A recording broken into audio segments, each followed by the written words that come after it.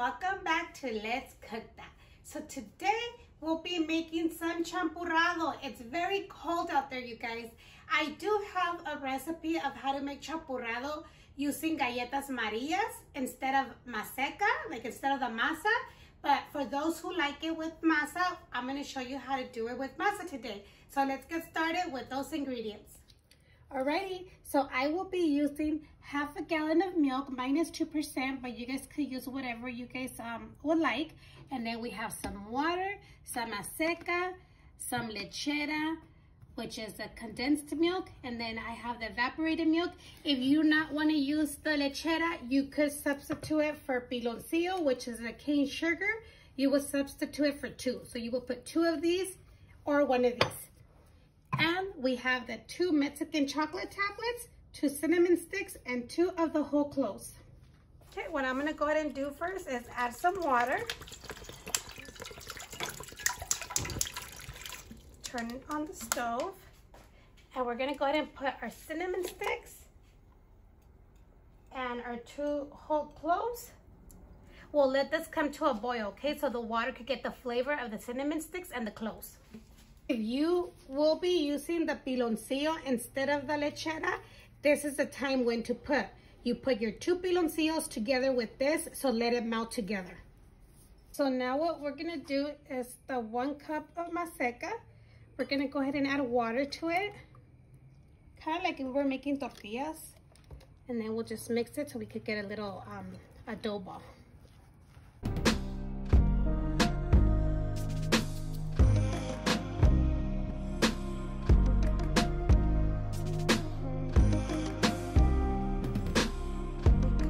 So this is what you want, a little dough ball. So we'll just let it sit until all our other ingredients come to a boil until we get ready to use it. Okay, so now that it came to a boil and your water's starting to change colors and you can smell that amazing cinnamon smell, we're gonna go ahead and add our milk and our evaporated milk.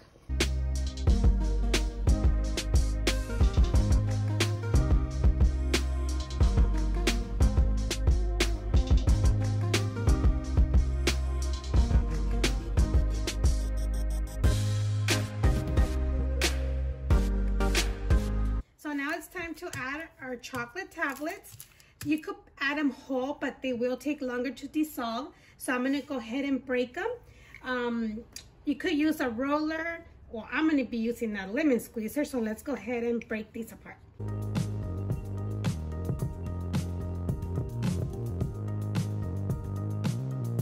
Okay, now that it's all into pieces, let's go ahead and add it to our milk and we'll let this dissolve. Go ahead and give it a little stir.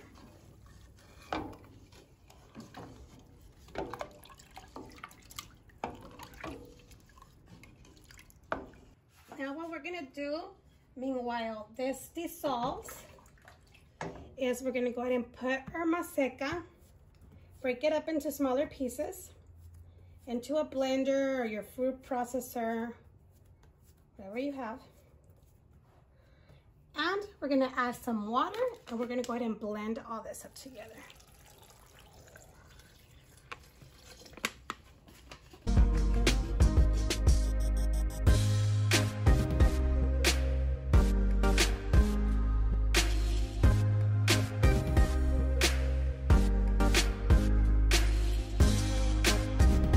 Okay, once your chocolate dissolves, we're gonna go ahead and add our lechera, which is the condensed milk. Okay, once we stir in the lechera, I'm gonna go ahead and try it to see if it's good in flavor of the sweetness. I think it's perfect, but if you like it more sweet, then you could go ahead and add either more lechera if you have some, or some sugar. And if you add the brown sugar, it's even better. And vanilla is actually optional, but it does bring out its really good flavor. So I'm gonna do one cap, but that's optional, but I will leave it on the ingredients listed below. So let's stir, and let's go ahead and add our maseca.